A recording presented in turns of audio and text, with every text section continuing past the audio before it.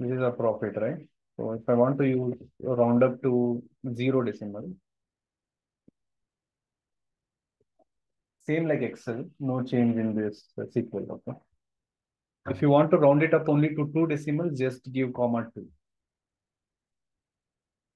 Okay. I have seen a lot of SQL developers who are there, they would be spending a lot of time debugging the numbers because their query would be like this. Maybe they are doing some analysis. They'll say where profit is greater than 8.5. Okay. Let's see that, but still this value is not coming up because in your select statement, you're using round of profit comma 2. But in your where clause, you're just passing profit greater than 8.5. If there is a value which says 8.45, it will not be part of your where clause because your where clause is 8.5. So make sure that same round function is also applied in your where clause. Only then you will be able to match the results. Okay. Let me write here. It says round.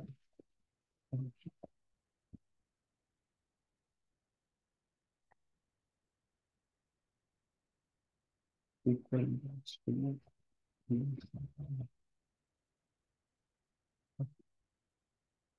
And if you want to find out the square root of any particular number, let's say you want to find out what is the square root of 25, SQRT is the built-in function.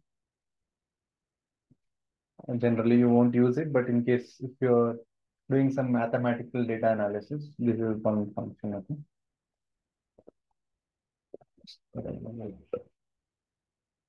If you want to print a random number,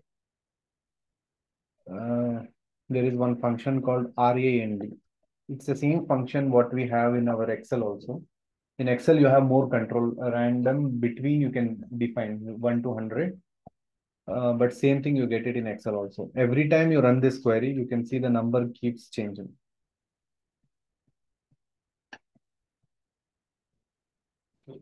That is only for one column, right? I mean, I'm just saying rand is the function I'm just calling.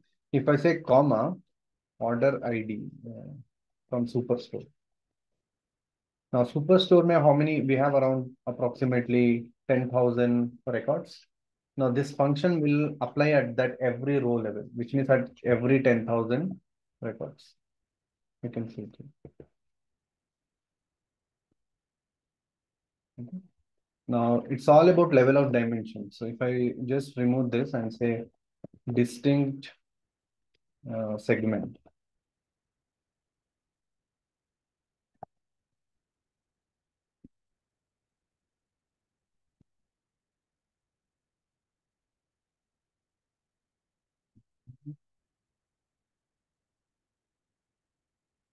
Okay. So because here the distinct segment is only three. We have only three in our entire data set, and it is just generating a random value. Okay. I mean, not a very useful function, but yes.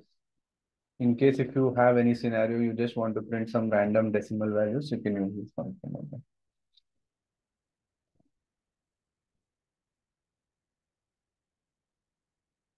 Okay. So those are some of the number functions which are pending.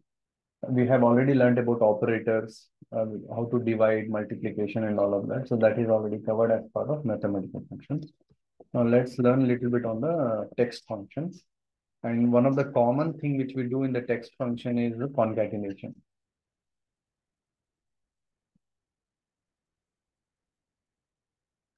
So if you take a look at, for an example, I want to concatenate segment and country, both of them. All you have to do is comma, concat. Whenever you call any function, if it is in this color, it means it's a function. If it is in any other color, it means there is no such function. So that is one way to quickly identify. Okay? In Excel, we have something called concatenate or something like that, right? So here it's concat. Now, what is the requirement here? Or whatever fields you want to club, you just have to pass that field name. In my scenario, it is segment, comma, country. Okay. Now, since I'm giving star, it happens at all the records and just add one more column. And Javed, what if we have to add any like delimiters like hyphen or colon or something? Yeah. So if you have to add, for example, between these two columns, you want to add one hyphen. Same like Excel. Okay, You can add white space, comma, or whatever special characters you need. got it. Thank you. Can you try this concat function and see if it is working?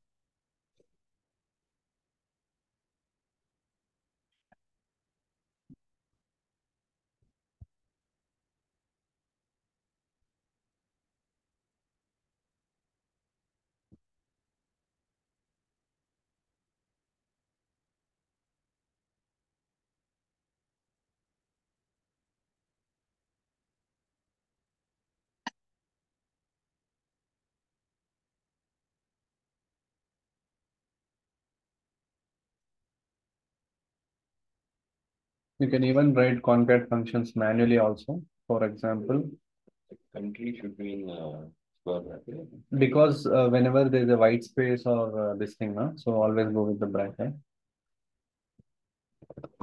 Let's say I want to concatenate a static word called iPhone Pro Max. I can even call this statement. It is going to be the same. If you want to add spaces, you just give space in the middle.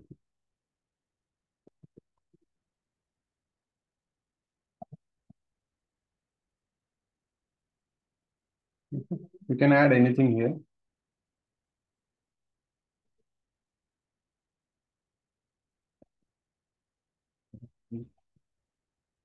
Now, if you look at this particular statement, right? If I add this statement over here, you can look at the results.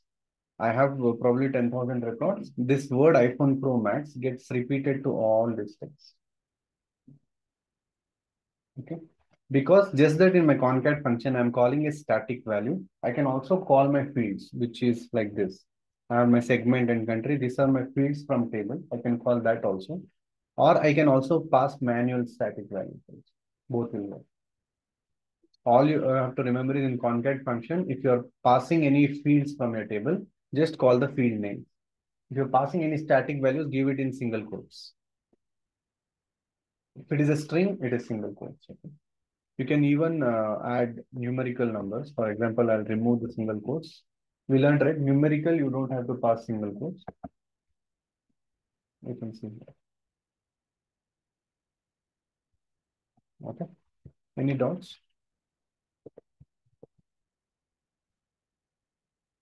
You just created a new column. Yeah. Yeah. Here it will create only one column because it's just one statement. It's not calling any table. But here it is calling as part of that star statement from Superstore. And how many such records we have, it gets multiplied with that many. Okay. Clear? Any doubts? Okay, sometimes what happens is you will get a data like this.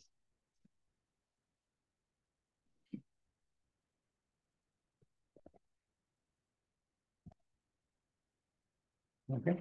Now, if you look at it, I have just added some trailing spaces here, or you can call it white spaces. Sometimes it can also have some special characters, some characters which are not identifiable. Now, you may not be able to see it and you thought, okay, this is fine, and you will just say where country is equal to India, but you will not get any result because in your data you have some kind of wrong characters attached to your string, right? If you have to remove any kind of white spaces or anything, so we have a same function like Excel, trim, call the column name or the static value, whatever you want, and it will automatically trim those spaces. Now, what is a way to find out if it is getting trimmed? For an example, if we remove trim, now, if I do len, same function in Excel to find out how many characters we have, length function. If I do length of this India, there are 11 characters. Actually, it's a 5 characters, right? India. But you can see it says 11 because those many spaces are also added, right? After doing trim, I can call a length function and then it should show me the result, which is 5. Okay. So basically, length function will help you identify how many characters do you have inside your text.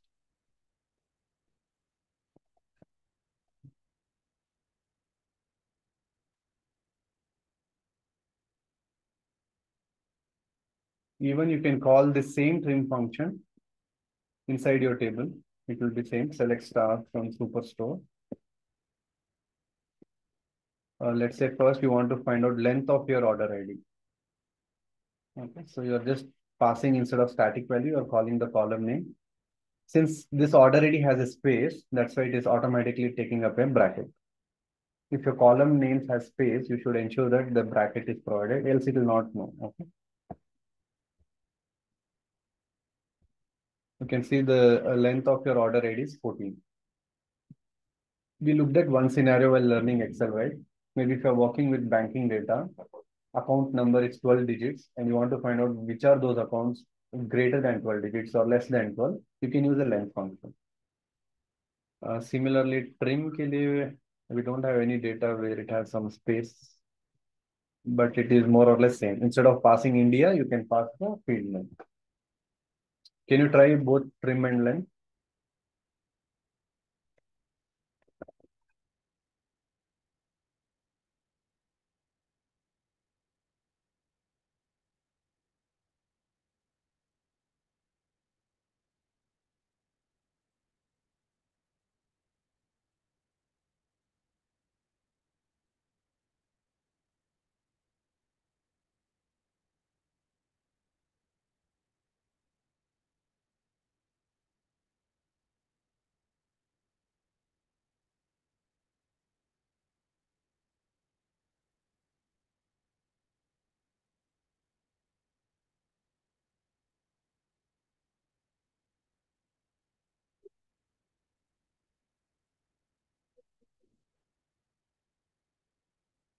हो जाएगा, हो जाएगा.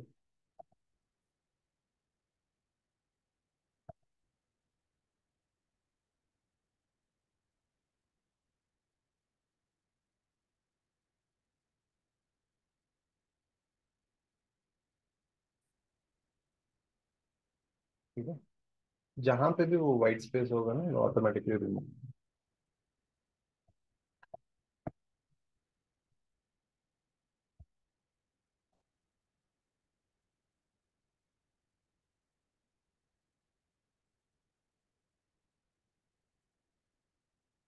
Okay. Now we'll quickly go over some very useful function. More or less it is same, so you don't have to repeat it along with me. Left function. If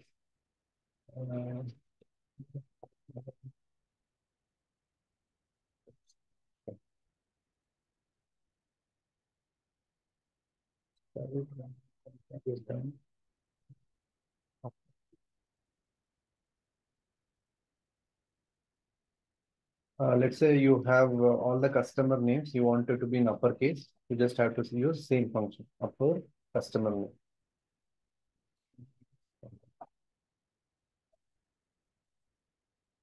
Okay.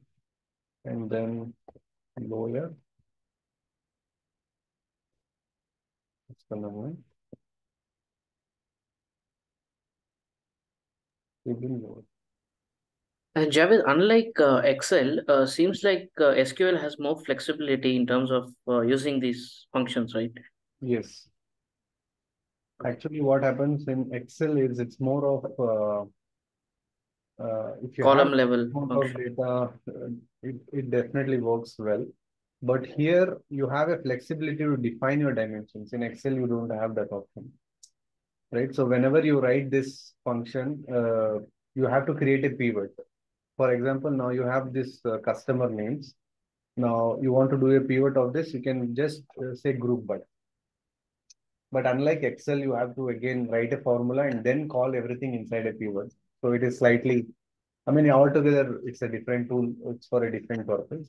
And here we have some learning tools. Yeah.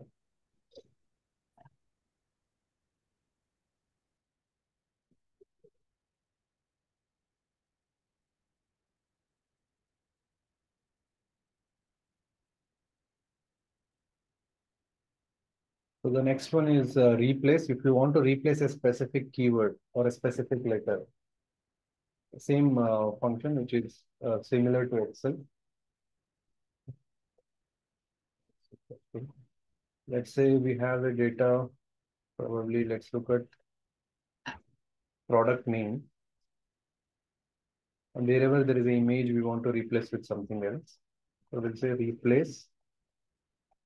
First is basically column. Which column you want to replace it? I want to replace product name. What do you want to find? I want to find something called image. What do you want to replace with? I want to probably add images. Okay. Let's only pull relevant column so that you can see the results. I'll only pull the actual product name column and the replace one.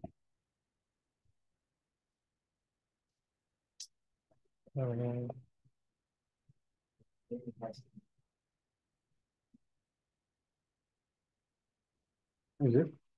Yeah, I thought in my screen there is something, so I was trying.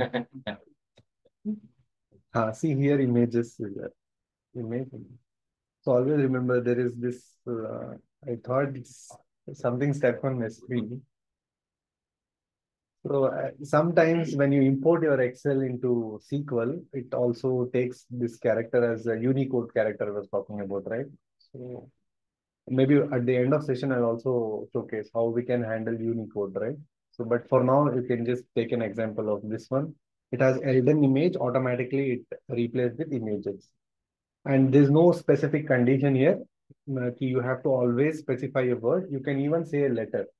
So wherever it is I, you replace it with O. So it will do that also. Okay. A very important function. Maybe you can just check in your system if this is working.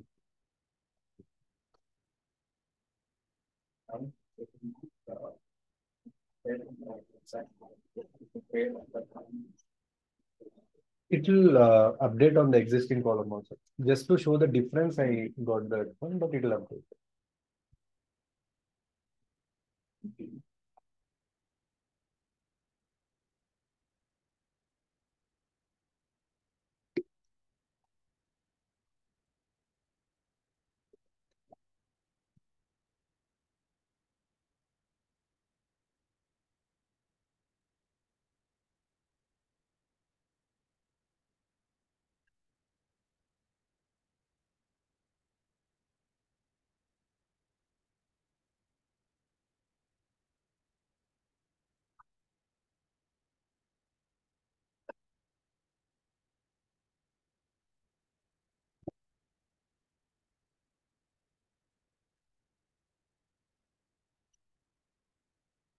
You can expect at least one question in your interviews with related to text functions.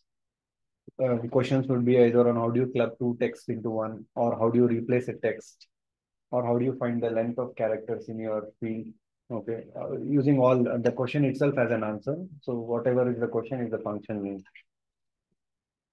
Most of the scenario it's like that.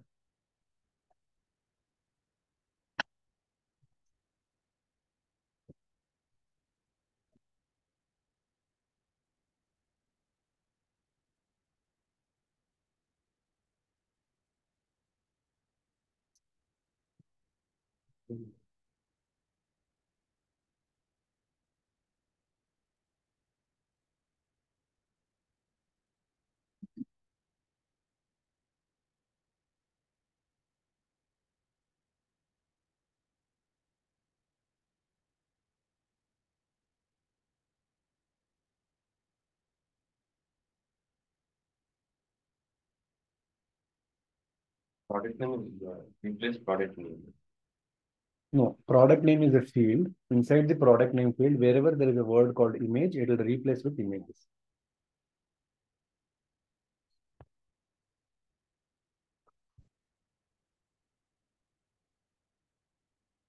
We are select segment, Hmm. replace consumer, Hmm. comma consumers from Ah. Google. Yeah, given in quotes, right? Simple. Consumer and consumer. Yes. Okay.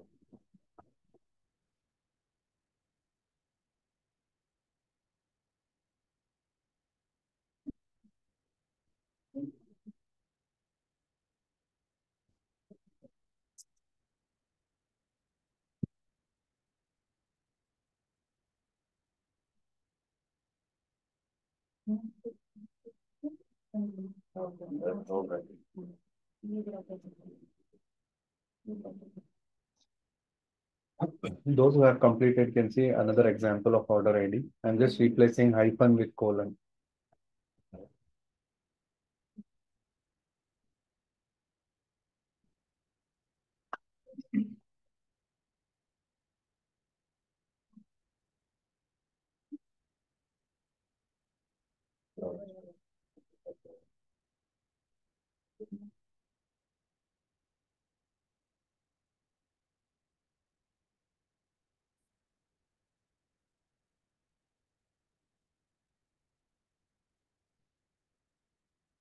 Closing the picture.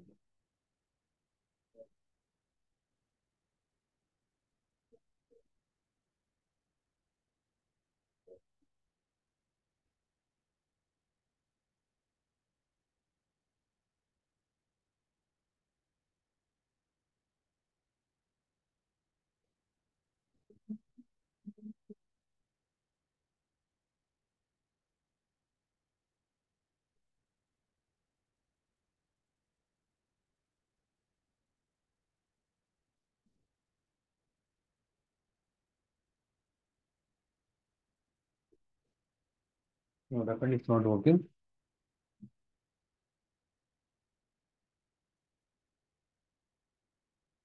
Working now. Not okay. Segment. Replace.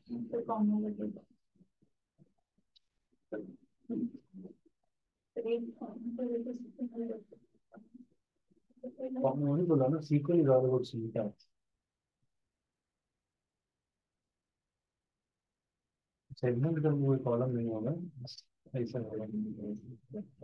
It's rapidly.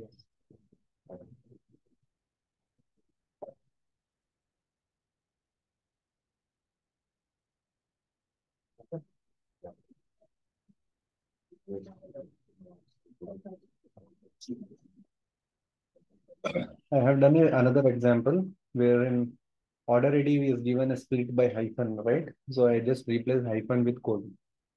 Okay. So you can use a single character, you can use a word, you can use letter, anything, it will work. Even you can use a space. Wherever there is a space, if you have to replace, example, there's a space, replace with nothing. So you just give like this. You want to see an example of that? Let me copy this. Do we have any data with space?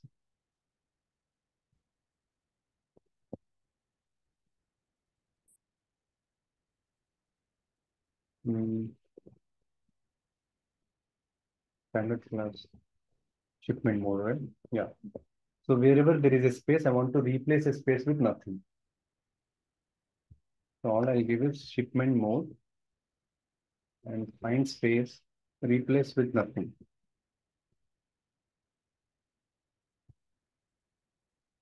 Okay, I can see the results. I just replace space.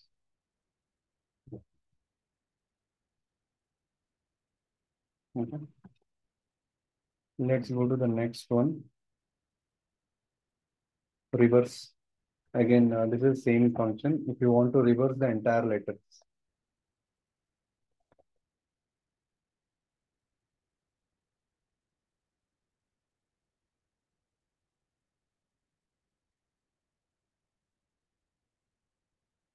I mean, every letter from end, it just I mean, I have used this function. So sometimes what happened was there was one scenario where the order ID was in a reverse format. So we wanted that CA hyphen to be in the beginning. So we used the reverse built-in function.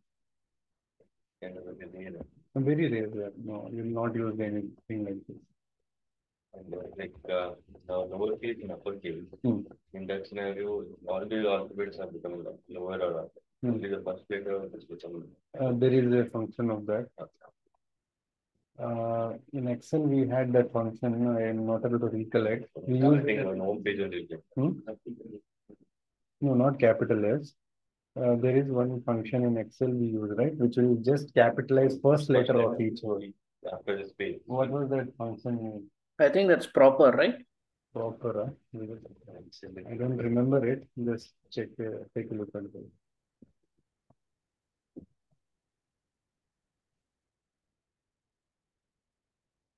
Then excellent top will get the function.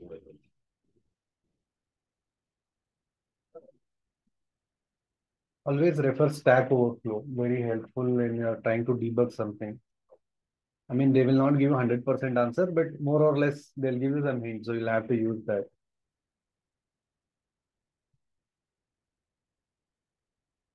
No, I don't think so. There's any such built-in function. You have to write some custom functions. Okay. If you want to capitalize each word.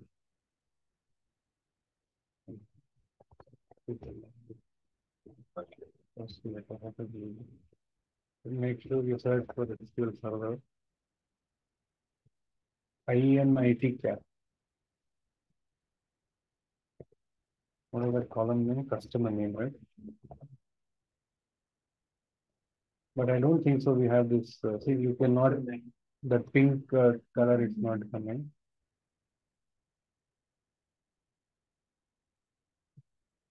So they are writing one altogether a big function itself. This is a custom function. I was talking in the beginning of session, right? I don't think so. There is any built-in function. All the results which you are seeing is more or less.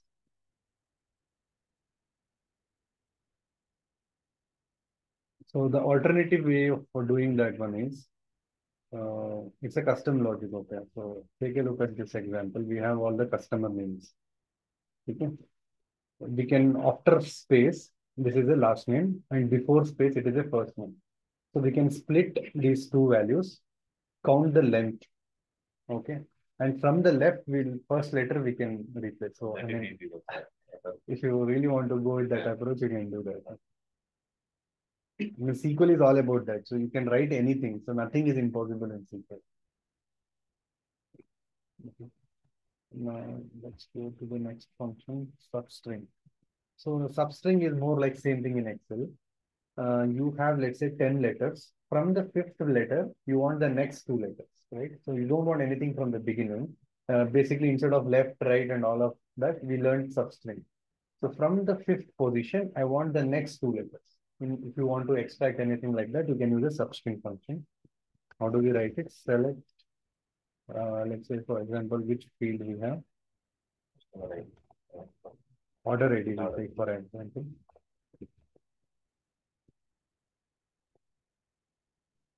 OrderId for superstore. I want only this 2020, which is the 4 letters. So this position is available in 4, right? So the first 3 letters, I don't want anything. So I'll go ahead and use substring. What is the field we are trying to extract the information? I want to extract from OrderId, comma. From where do you want to start? 3, comma, 4. So from 3, we want 4 letters. How many letters?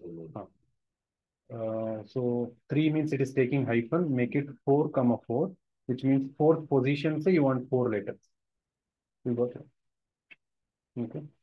I guess in SQL, the starting position is 0. Let's identify that also. Let's say I want only that CA, right? So from 0, I'll give 2. 0 is sometimes in Excel, it is 1. It's not 0, right? So basically 1. In Python, it is 0. I mean, SQL and Excel, both it is 1. Starting position is 1. From position 1, I wanted 2 letters. Now this will work for left also. From left side, I want 4 letters, right? So you can say same. From position 1, I want 4. Okay. CA hyphen 2. So we got 4. Now right side say you want 6 digits, 3, 4, 5, 6, right? So what we will do is -6. I think it will work. Invalid length. I guess they have to get in the bracket. One second, let's dial this one. -11. Mm.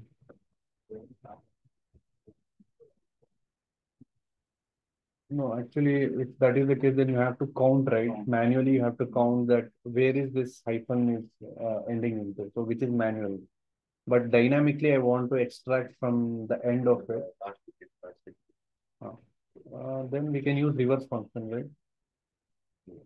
What I will do is I'll do reverse substring. So I got it. But number of But you can do one more reverse. Okay. I mean, this is a way which this is how I'll solve all the problems. Okay. If there's a better way, you can try it out.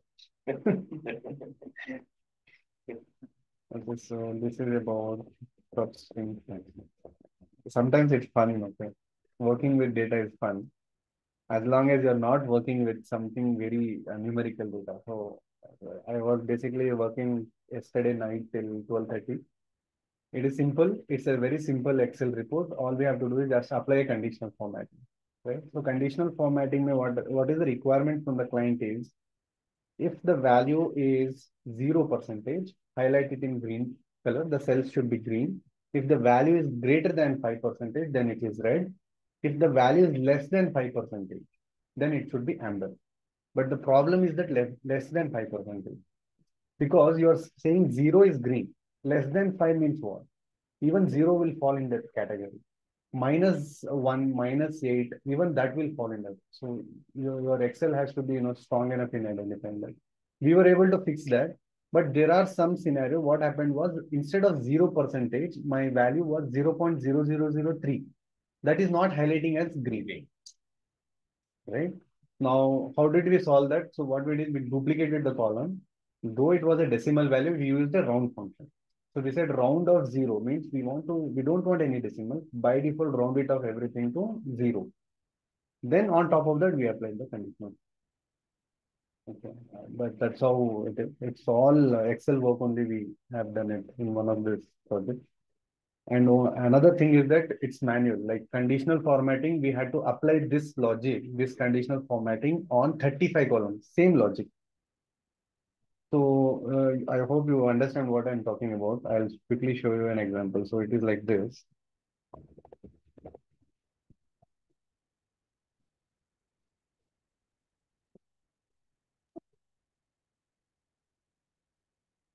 Okay. Now for this, you want to apply conditional formatting. What do? You'll go here, conditional formatting, highlight cells. You'll say it is greater than 5%. You want to highlight in red. Again, you want to add one more logic. I'll say is equal to. Here is equal to 0%. Format fill. They wanted in green color.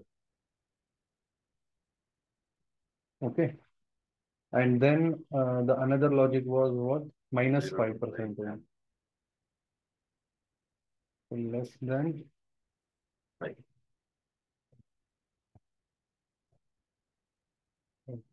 Just modify that.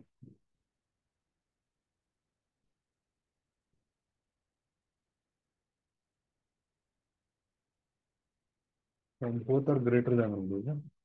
One let's change it to less than.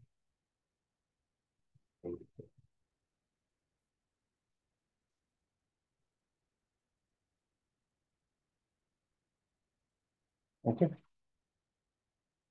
Now this formatting, maybe we have to work on with the formatting, has to be applied on 35 columns. And one thing is, you see, it's getting applied here also. We need to remove it. So what is the solution for this? Imagine like this, we have same columns.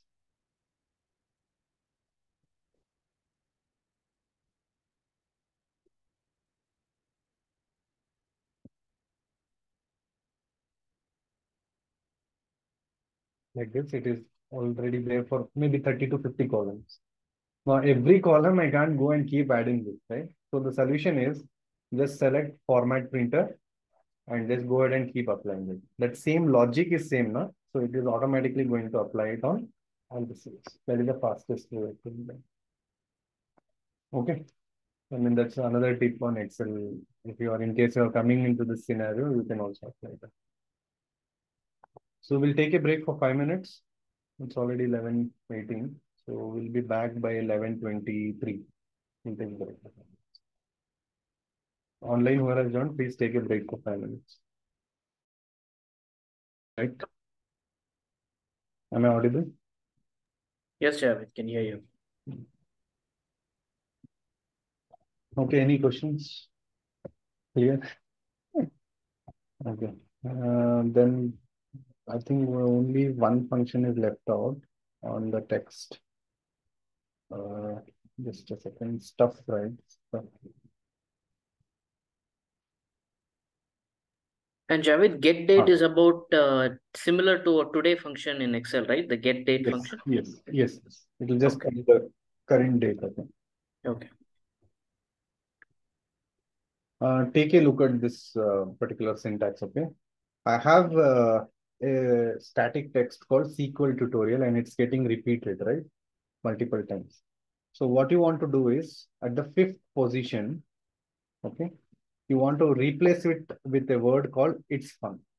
Okay, so I'm going to use a stub function here. Now you can look at here, it's fun. So how do you know it's a 5th position? If you count from SQL, 3, 4, 5, T is in the 5th position. It will replace the T with it's fun and rest will remain as is. Clear? Words is included, no? Here, No, it's this fun. function is for that. If you want to include anything.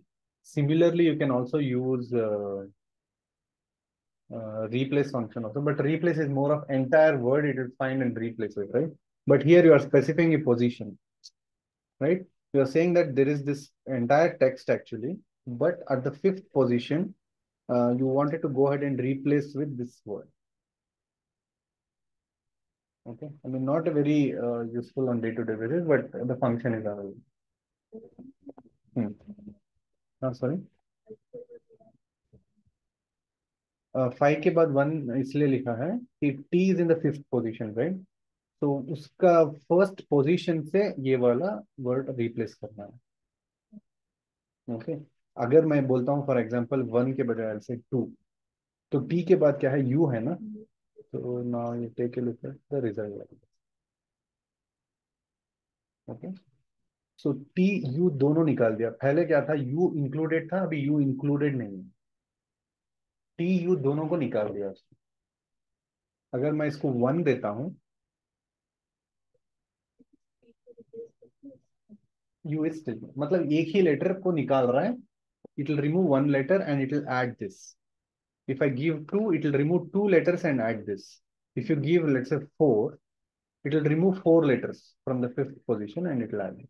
If you give 0, it won't remove it. तो 0 दिया तो हाँ रहेगा. I don't know, 0 usually SQL में काम नहीं करता है, but हाँ. Yeah, as it is like statement. If you go First occurrence. Occurrence. Only it will happen at the first occurrence. Okay. Do you have any doubts? Then this is all about the text functions. Now we'll learn 2 important functions of convert. Right? Convert is a very important activity in SQL. Why do we need to convert? For an example, you have a data which is in a text format and you want to convert into integer format. You have a data which is in date data, but in SQL it is stored as n-varchar. And you are not able to write some functions like you want to extract here date diff, it says an error, right? So you want to convert. So there are 2 functions. The first one is convert and second one is called cast. So first look at the convert function. So you have to call the same function name convert. What data type you want to convert into? So I'm saying it has to be in n-varchar. So if I print this, it's basically a text data. If you want to print it in integer format, I'll just say it as integer. I'll also show you in another example. Let's say I'll make this as n varchar, and so this is my output, which is in n varchar. Now, if I try to divide this number by 1, will it get divided?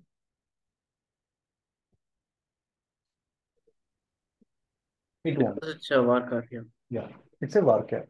Now you want to convert this into an integer format and then divide it by 1. It gets divided. Here, same example. Let's say n varchar, and here I'll give a date 0101 2023.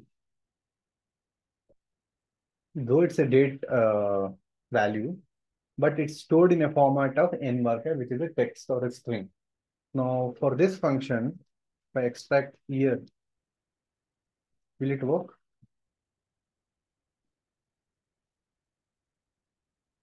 Okay. So always be careful that sometimes these functions will support. So always make sure that the specific data type is chosen. So if it is a date, you give it as date. If it is date and time, give it as date and time. Okay. The same alternative is also available with a function called cast. Okay. So cast, how do we bring it? Example, we have superstore, and let's say we have order date.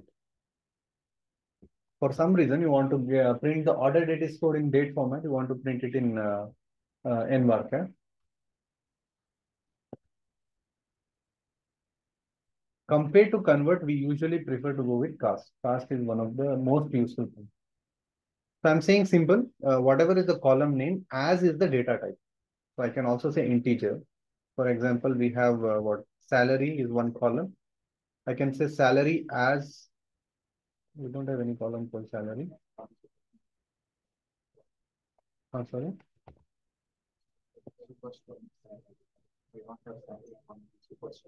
We don't have a. What is the column name? अच्छा salary नहीं है sales करके होगा ना yeah sales so sales I want to convert into n varchar then you just say sales as n varchar when you want to say integer you just say int now you want to transfer into float format very useful function float is decimal there is one more data type no we learned about data type right float and decimal both are same n varchar means anything which is a text or string. N varchar we have multiple types. Varchar, char, it all just matter of the storage space. 4 bytes, 8 bytes, and 2 bytes. But n varchar means means n number of digits. 8,000 or 16,000 characters. These are right. Can you try the cast function, please? And Javed, if you want to name this column with a header, yeah, the as function would come after the bracket, right? Yeah. So as.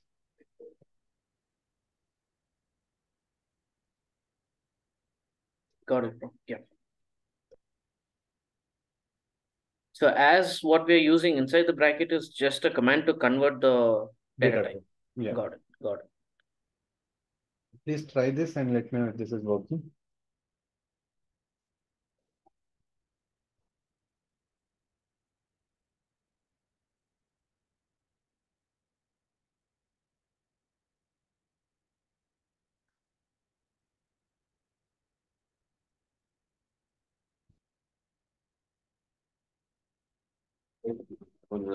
Typing select is really short. No. Select means you have to write select statement. That itself is shortcut.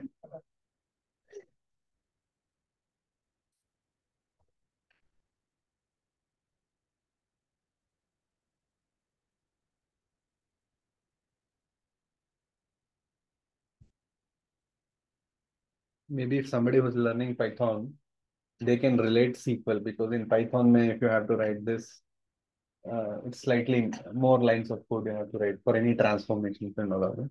But there also, I think more or less some of the functions are very similar. Typecast either.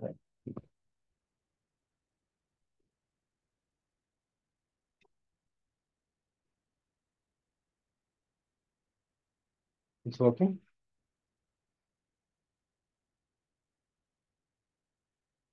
I think more or less we have completed all the functions. Is null.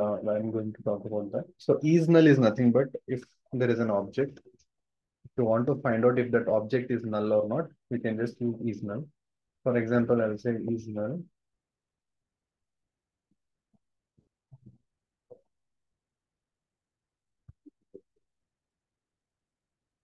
No, I'm just passing a specific function. So what I'm trying to say, if there is an object, there is a column, and it has a value which is null, and you want to replace the null with something. So I'm saying you replace null with 1 or replace null with 0, then automatically it will replace that function. I don't know if we have any data where sales or profit is null. Let's check once. So let's we saw some null objects. Discount, huh? No, discount is not null. Huh? Zero is there. Null means you will see this value itself is shown as null. So maybe because this data came from Excel sheet, right, Javed? So we didn't find any null value there in Excel. Right. Let's see if we have any other tables.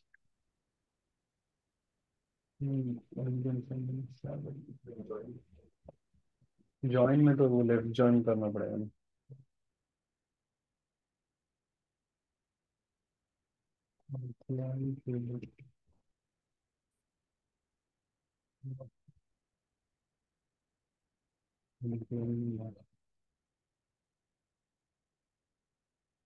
Even there we have. Maybe we can write one update statement, but it's primary key added. But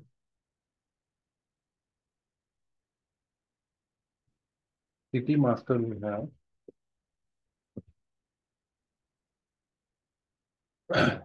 So city master में what we'll do is we'll add one record which is a null. So insert into city master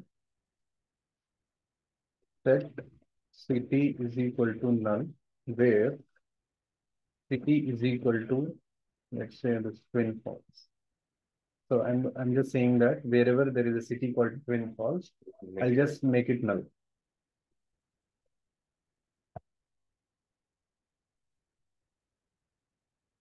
Insert into city master.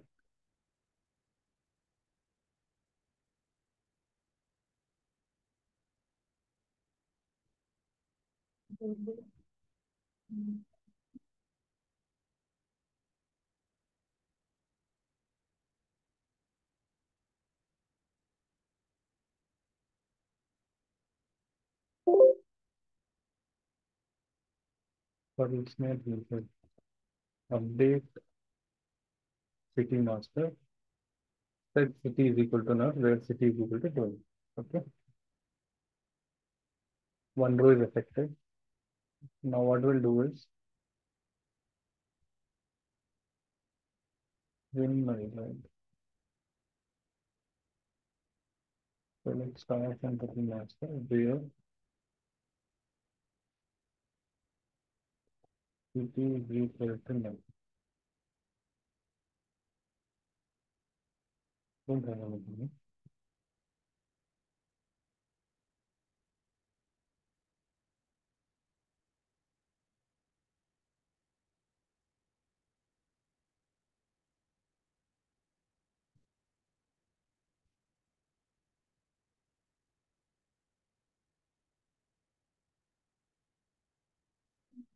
43 है तेरा.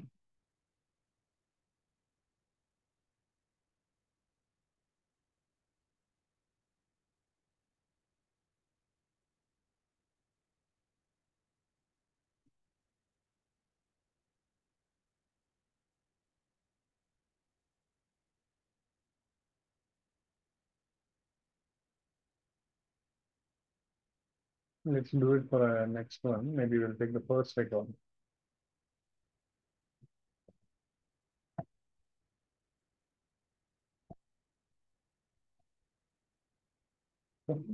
Now you can see this object is null. What we can do is, wherever there is a column called city, if it is null, I'll want to name it as NA. Okay. Select star comma is null. If this value city has null, replace it with NA. You'll see NA. Okay.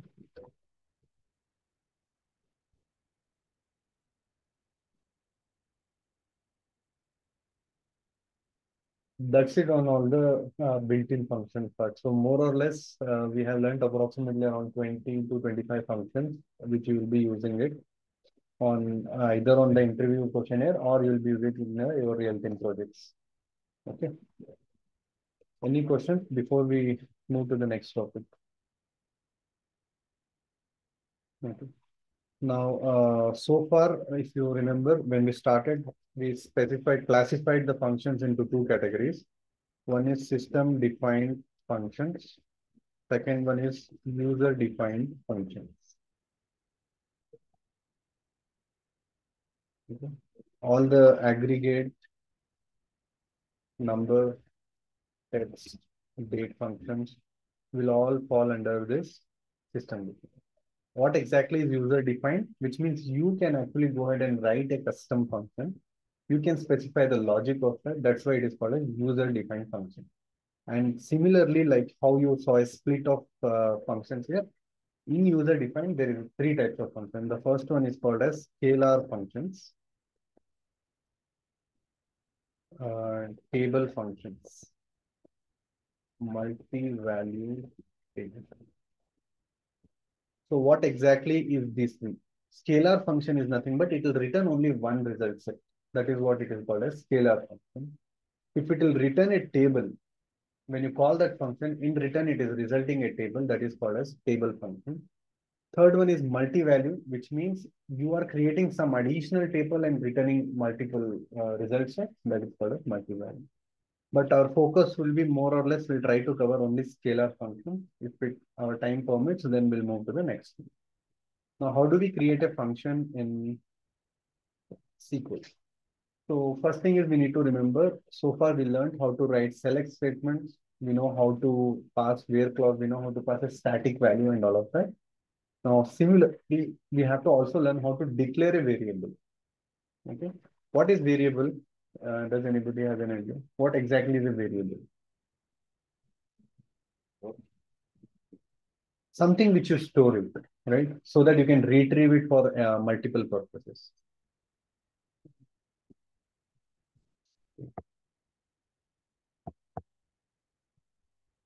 Let's take an example of this scenario. I'm using declare. Whenever you want to declare a variable, first you have to call a syntax for declare @fname. So this is my variable name. Always, whenever you declare a variable, you will have to call @ and then give whatever name you want. Then what is the data type of that variable? Are you going to store some integer value?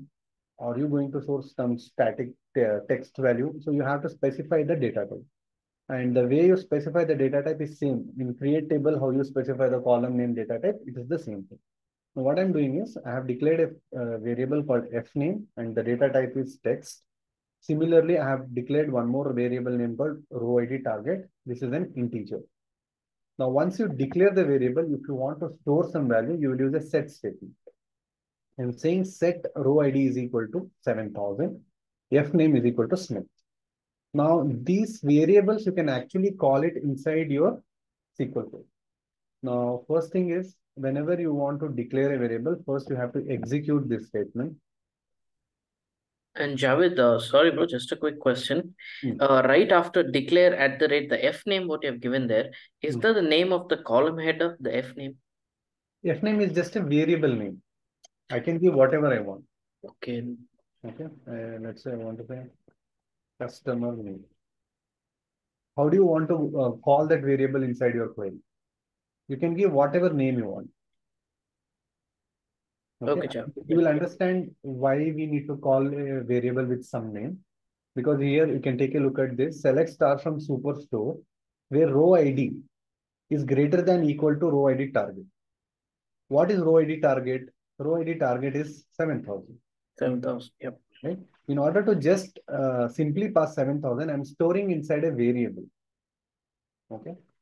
In the world of programming, you will declare a target and store it in a variable. Maybe you're writing some 100 SQL queries. And everywhere, instead of giving 7,000, you can just call this. Now, that 1,000 SQL queries which you have written, you got a new requirement that instead of 7,000, pass 5,000. Now, instead of manually going in every query and replacing 7,000 with 5,000, just go ahead and set the row ID target to 5,000. All your queries are already linked to this variable. So you are automating your process. Now, so far, whatever we learned in SQL, it's about how to write queries, how to use functions. Now, what we are learning is automating that entire process. So Got one it. automation is views, right? You wrote an inner join query, and if every time you want to write it, you just store it inside a view. So every time you just call a view behind the scenes, it is calling it. So that is one level of it. Same thing we are doing now. We are using some built-in functions, but before that, we are learning how to declare a variables. Okay. Now let's execute this statement first. Okay. It says commands completed successfully. Now, if I run this statement, it should result me only those records where the row ID is greater than or equal to 7,000.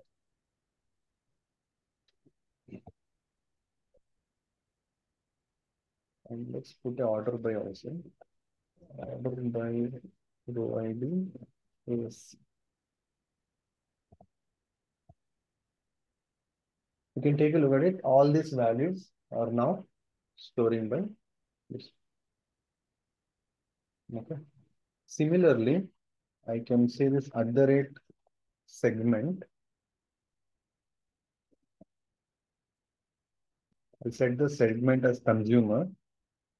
I'll say here segment is equal to this variable. Whatever I'm passing in this variable, I want that. You can see everything is now segment. Can you declare a variable and see if it is working in your system? And paste the query also here.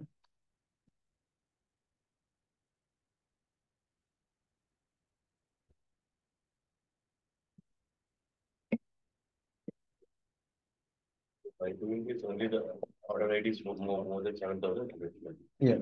I think more than 7,000. More than 7,000. Only that it is getting filtered. I mean, you can just think of instead of passing statically, you're passing dynamically through some variable.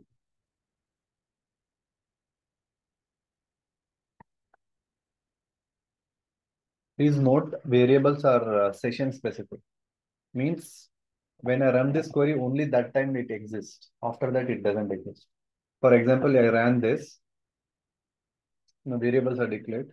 Now, when I run this, it says there is no variable, which means I have to run all this at once. It will store and then it will destroy the variables when the query is done.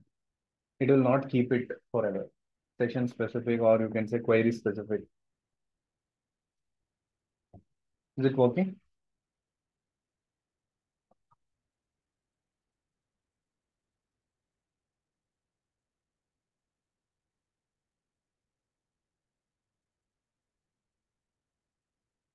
Okay, so first, now we know how to declare and use the variables. We'll go ahead and first create a scalar function. So what we will do is we have our superstore table, right? And we will just multiply sales into quantity and store it inside one variable called total sales or something, right? And let's call this as total sales. And now if you look at it here, we have sales and we have quantity and we are just multiplying that, right? Now, this is entire happening at select statement forever, right? How do we make this in a form of function? How do we call this entire formula as a function? So function is nothing but what? It's a formula, no? So let's go ahead and create a first function.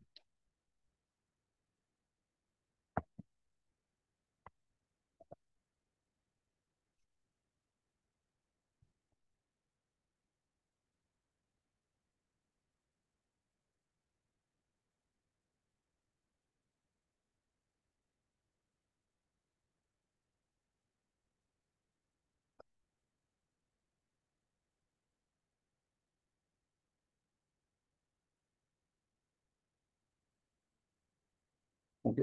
The syntax is first is create function. What is the function name?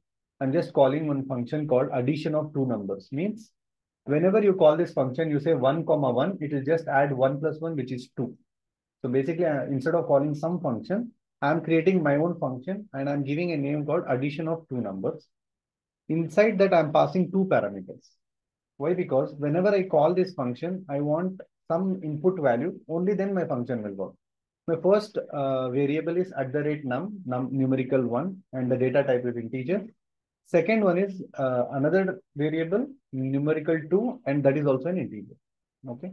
And how do you return this function? Basically, once it does all the operation, it will return in integer. So whenever you are creating a scalar function, you have to always use return. Okay. Return is, it can be integer, it can be float, it can be n varchar, it can be anything. So we are saying return integer. How does it return? I'm using a as and specifying the logic. So the logic starts with begin. And first thing, I'm declaring a new variable called result. Why? Because I want to add these two numbers and store it in some result. And that is also in an integer format. And we have to now set the value for result. So just now we learned how to set the value, right? Here, it's the same thing. Set result is equal to numerical 1 plus numerical 2. Okay. And once this set is done, I'm going to return this value, which is called as result. And once you're done with that, you have to write end, because end of your function. Let's go ahead and create this. It says the function has been successfully created. Now, how do you know this function is created? This entire tables which are available, you can just go ahead and refresh your entire database and then expand programmability. Inside functions, you can expand scalar value and you will see your function has been added there. Okay. Now you can right click this function and you will see what are the properties when it created. You want to rename it, delete, all that you can do it from here. Okay. Now, how do you call this function?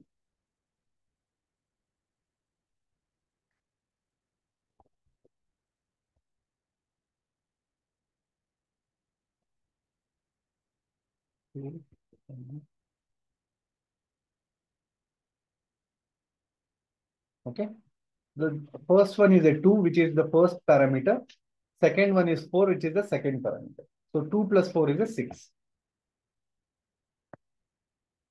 Okay. Very important topic. This is the first example of creating a scalar function. Always remember, scalar is nothing but output is only one.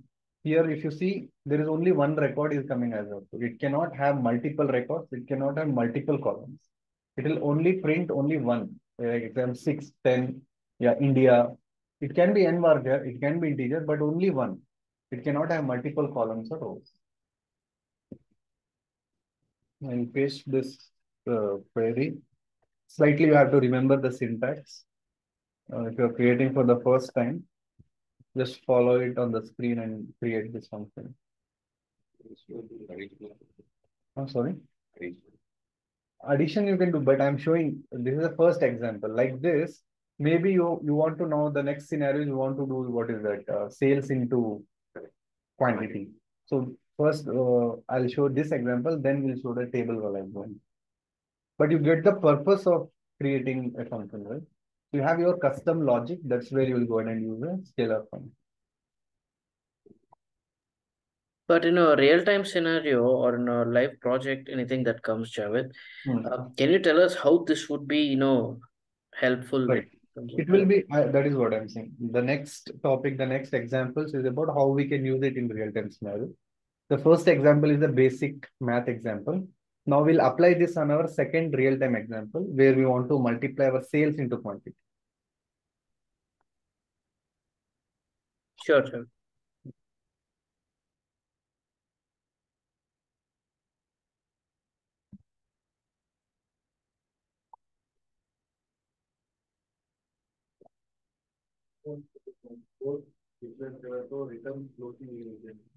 नहीं num1 अगर आप float इधर दे रहे हो तो input में आप float पास करोगे बट रिटर्न जब होगा वो इंटीजर होगा मतलब रिटर्न यहाँ होगा यहाँ हो रहा है ना आपका रिटर्न तो ये इंटीजर में तो ये इनपुट पैरामीटर बोलते हैं इसको बोलते हैं output parameter input means end user is giving you some input. You use that input, you create some logic. Return me, you are giving some output. Your output can be in n marker, it can be date, it can be whatever. 2.5 plus 4 float कर सकते हैं ना, इसको आप integer के बजाय float देना, मगर यहाँ पे return int, but return int में क्या करेगा वो 2.4 प्लस 5 को करेगा 6, दो द आंसर इज 6.4, बट आप रिटर्न इंटीजर कर रहे हो ना तो वो 6 कर रहे हैं। तो यहाँ पे रिजल्ट में इंटीजर इसलिए डिक्लेयर किया है क्योंकि ये एक आउटपुट पैरामीटर, आउटपुट से इंटीजर ही आएगा, क्योंकि यहाँ पे आपने इंटीजर दिया है, यहाँ पे आपने इंटीजर दिया, अगर यहाँ पे फ्लोट किया तो फ्लोट ही लेगा। आपको यही ध्यान में रखना है कि first of all what is the purpose of creating your function, why do you want to create it. Now if you want to create it, what are the input you need from your user, and once you know what input you need from user, what is the data type you want the input to be. You want the input to be in a decimal, you want, so you have to be very clear in that. Nobody will use input as a float and output will do it integer. Because whenever we work with the float data, the output is also float. Because there is something very crucial, example currency. 6.75 means that 75 also is very important. तो आप उसको round up नहीं करते. So generally when we work with float data, everywhere it is going to be float. But we know that there is a function called round, so you can use round anytime in case float से आपको ये करना है, but not in function. Okay, clear? You are able to write this function. Can you execute this and see if it is working? The way we call the function is the schema name dot the function name.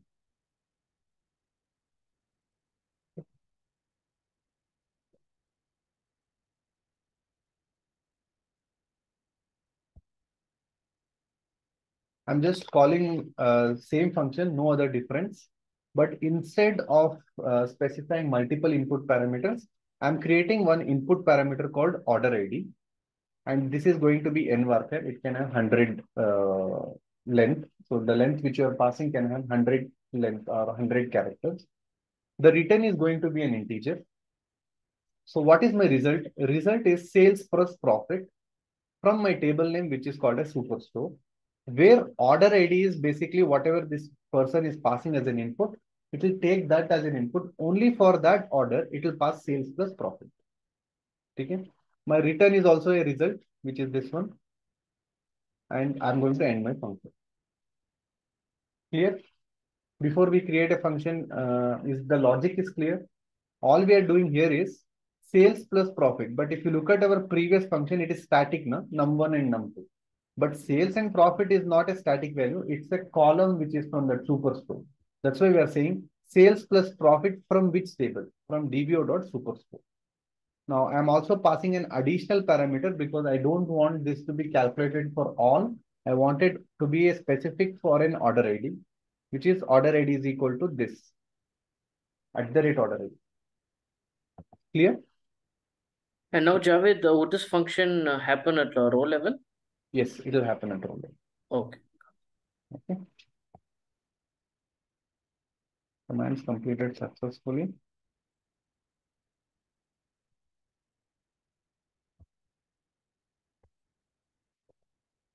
I'm calling this function. Inside this, I'm passing some order ID. Okay. Now the result, what is the result I should get? Result is this one, sales plus profit. Only for that. Only for that ID. I mean, generally हम sales plus profit नहीं करते क्योंकि sales plus into quantity करते हैं. But I'm just showing an example. I think that order ID is not there. Let's check for something else. Let's take this one.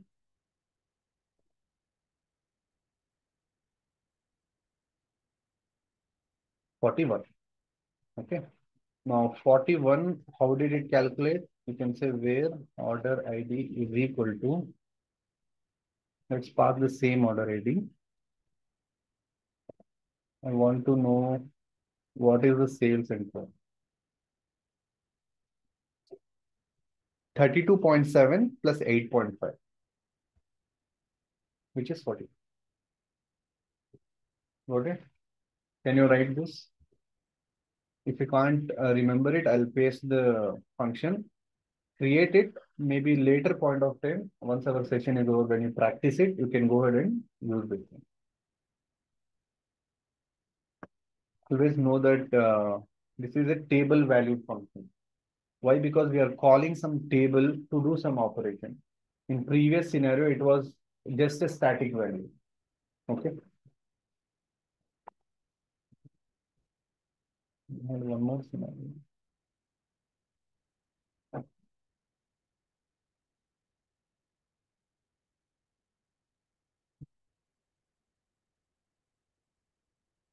Alter this function fails into quantity. Okay. Now what we will do, because that makes more sense, right? Sales into quantity. And then BB value 98. 32.7 into 398. Now it makes more sense. Okay, can you create this function? If somebody has already created, just delete it and create this. Only changes we are doing sales into quantity.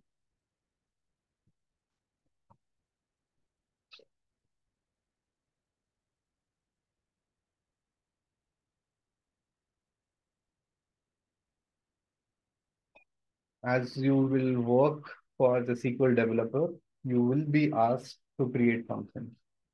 You will not be asked to write a SQL queries. Once you, maybe if you're someone who is 1 year, 2 years experience, you'll say, can you write a function? Because all your calculations, everything should not be part of select class. Make it into a function.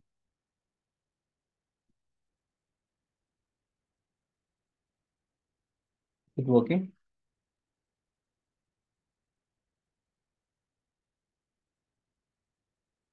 If this is working, let's go to the next scenario. How do we call this function on all the records? Now I'm manually passing orderId, no? How do I dynamically pass all the orderId का automatically sales and quantity calculate करके बता? This syntax is very simple. Select star. We don't need any where clause. Just have to call this function after star.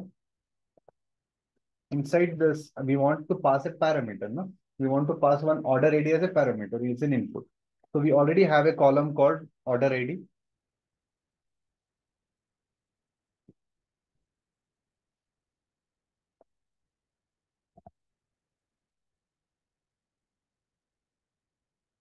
You can see here automatically it went to every row. For every orderId, it multiplied 32.7 into 3. Here. Now, if you have already created a function, can you run this statement and see? All you have to do is select star, comma, just call your function.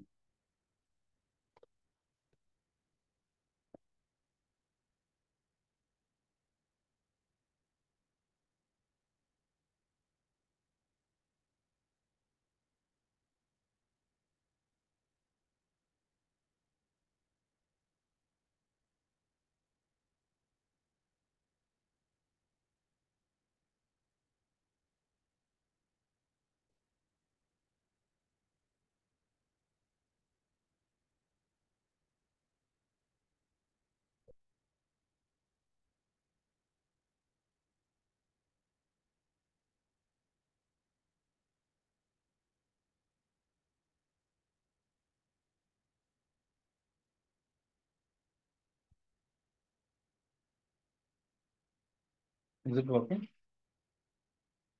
नहीं हो रहा?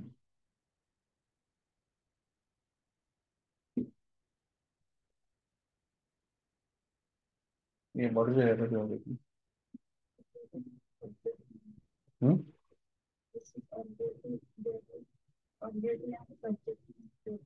Object name, no? You are trying to create a function again. Create a function करो, okay? Or you can give your laptop.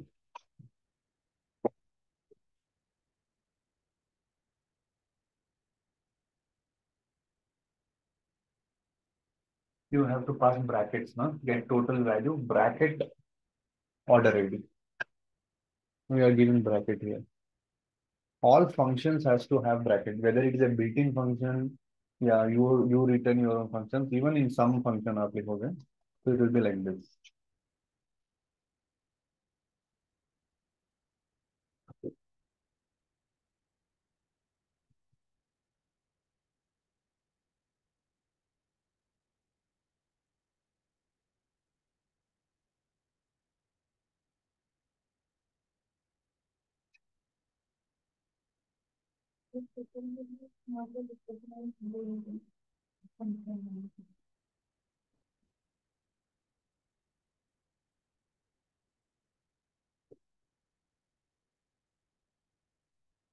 ऊपर वाला statement create किया था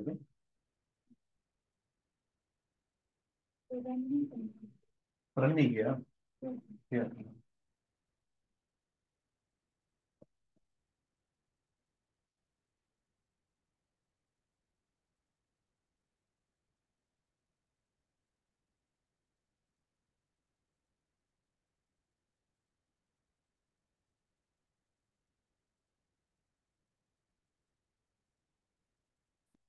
वो DBO लिखना है ना schema name लिखना है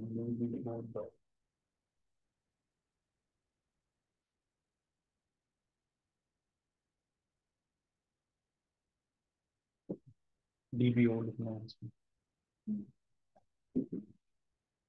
ठीक है Shall shall we move to the next topic? So far what we learned is a scalar function, which means it will just return a specific value. It's either in a form of integer, numerical, varchar, whatever it is. Now, what if I want to return, create a function which will return a table, right? Everything is same, only change is here you are saying returns integer, right? You just have to add returns table. Only that is the change in your syntax. So,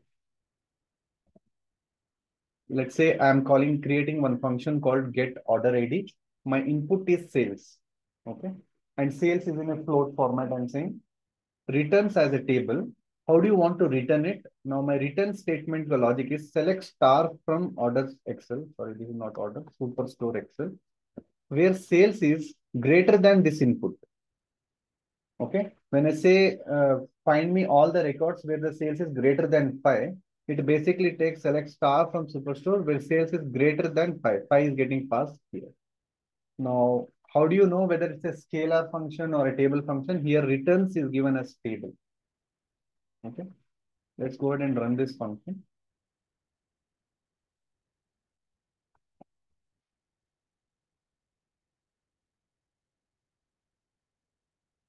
Now, what is the sales amount? 5.65.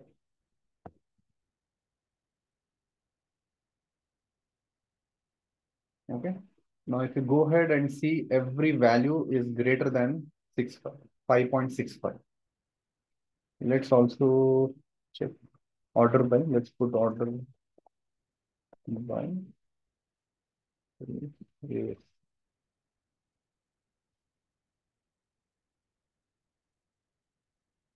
5.67. So which means automatically it is filtering all the cells which is greater than whatever you have passed. Now, if I change this 5.65, so let's say I'll add 10499.7.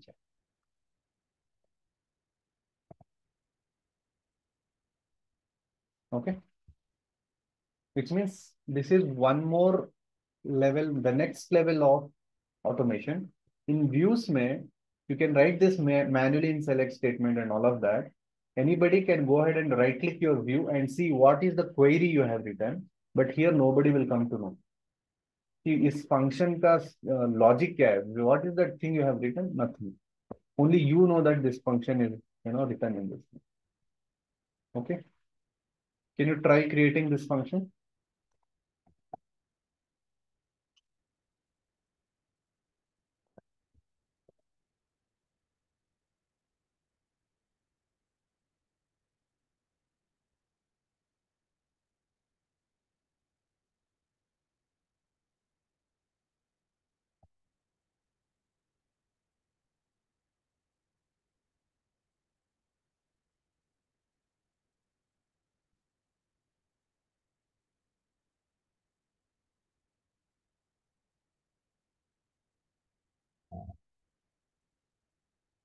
You can take a look at this example.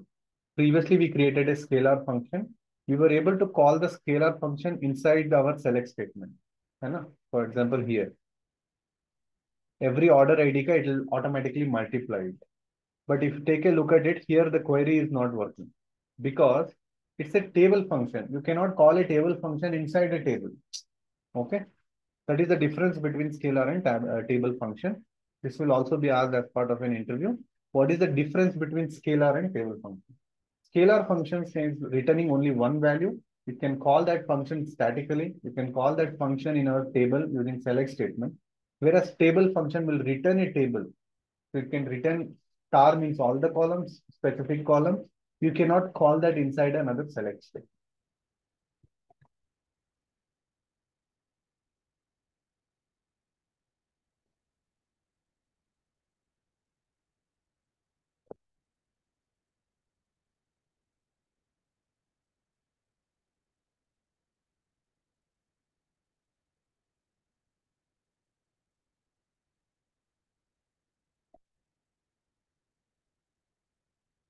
So that brings us to the end of our session today. More or less 70% of our SQL content is done. So this is the till intermediate level of functions. Now, the next topics which you'll learn is more of performance optimization, how the data is stored in SQL. It's about indexing, right? So I was talking about data normalization. So you will learn that with practical examples. This will become more interesting now from now on, but it depends on what you have learned from these previous sessions. So I would be showcasing an example where one table we have created with wrong data types and one table we created with the right data type. How do you find the difference between those? And if one table has 10 million records, how do you optimize and see how that records will fetch in nanoseconds? So all those will be definitely used in your project on a day-to-day basis. Interview में तो ये question आएगा. They'll ask how do you do the performance tuning? How do you optimize your SQL query? So you'll be learning a lot about this with live examples. So please go ahead and revise these functions, specifically functions and data types. So whatever data types we have learned in SQL, what size it will take if I declare it into an integer, so that it will be helpful to analyze when we learn about performance tuning. Any questions? Javed, before we wind up, I just wanted to, take your lead and just make us understand, bro. Like, I pretty much understood the concept of it. Mm-hmm. I mean, if I practice, I will surely be able to, crack it. But create function as get order ID is something where you're creating a function. Okay. That tells about it. And at sales float is something you're calling. What is that at sales exactly, Javed? Which one? This one? You're Yeah, talking about at this one sales. or Yeah. this? No, the one above. This one is my variable. Hmm. Right? There are two types of variables in function. One is the input variable. If somebody calls this function, do they need to pass something as an input? Yes, they need to pass an input, which is a sales figure. So you should give some name as an input. You can call this sales. You can also call this as input. Okay. So some name you are giving, and you are saying that whenever user will call, this is that input name. And it has some data type because every variable has to have association with some data type. Got Whether it. the person who is passing, is he passing integer or Hmm. this person is passing float or text. So we are saying this person will pass it, any value will be by default as a float. Okay. Okay. Now And what we're return saying is, stable. Hmm. go ahead. And return stable, I was able to follow that it's going to be executed in the overall table Mm, as a return select all from DBO Superstore. mm, Their sales greater than sales. So that is the part I was not, mm. able to kind of correlate. Okay. Let's take an example here, right? You can understand this statement now, right? Yeah. So what I'm saying is select star all the columns from superstore wherever the sales is greater than, sorry, this is not in single quotes because it's numerical. Wherever the sales is greater than 10,499.97. Mm-hmm. What is happening is you are statically passing this value. Now instead of 10,499, you want 35.67. You have to again manually go and update your where clause. In order to do it manually, what we are doing is we are just calling our input parameter, where we in input we are already making sure that whoever is passing input is a float. So whatever is passed as an input, automatically that gets filtered in our where clause. Now this becomes fully dynamic. Now here, instead of passing 10,499, if I pass 65.67, this value will go ahead and pass it over here. Okay, Javed. Got it. Yeah. Now I get it. Yeah. Now, this is going to be a very important topic because why do we need to create this function? Why not select statement? What we are trying to do here in this scenario is you are the one who has very familiarity on this superstore. You know the column called sales. You know there is a column called quantity and profit. But there would be some reporting team. There would be some business users who would be accessing your data in a form of select queries, in a form of SQL statement. They are not going to write a function which says how do you get where clause may specific value. In order to simplify their job, you create an entire stuff for them, entire function. All they have to do is just call this function and specify whatever is your filter condition. Maybe think of it as a perspective like you want to help a business user or a person from, let's say there is a sales head of a company and they want to retrieve your data through SQL. Right. Now, you don't want to tell them to write a select statement. You simply give this statement to them and tell them that, okay, in case you want a specific sales figure, just pass that value over here. So it will become much easy for them. Instead of writing this entire statement, they can only just make a note of this and just pass whatever value they want. So it will simplify their job, nothing else. Clear? Yeah, clear, Javed. Thank you. हाँ, पहले जाके इसमें वो set करेगी value, declare में जाके set करेगी, फिर वो वैल्यू इधर चेक करेगी, इधर जाके पास होगा. ये इनपुट हो गया. रिटर्न जहां पे आप डाल रहे हो ना वो आउटपुट होगा. Even if you don't learn scalar functions, it is absolutely okay because very rarely will use scalar function. But please learn how to create table functions. क्योंकि more or less you will be creating tables as an output. Function से आप table retrieve कर रहे हो, ठीक है? Now it's up to you आप कितना consume कर पा रहे हो. Imagine you apply the same example on that production. We had a production table where we did all that inner join and all of that, and you can use that same statement here. सारा आपका inner join इस function के अंदर आ जाएगा. Whatever filtering condition आप as a parameter दे दो. Okay. Any other doubts? I'm good, Javed. Thank you. Okay. So thank you everyone for joining. Let's meet tomorrow. Have a nice day. Thank you, bro. Have a nice day.